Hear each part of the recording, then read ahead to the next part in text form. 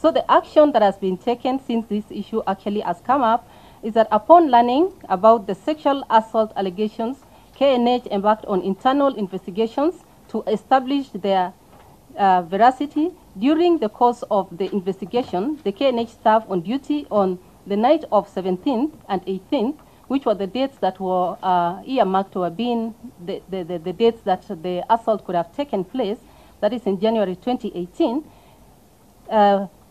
when the incident is alleged to have taken place, were interviewed and the statements were recorded. In addition, 11 patients and mothers in gynecology wards, including those with babies admitted in newborn units, were interviewed, with some of them recording statements. The internal investigations also reviewed the CCTV footage in the effort to corroborate these allegations. The hospital chief executive officer, therefore, issued an attached press statement on the same day of 19th.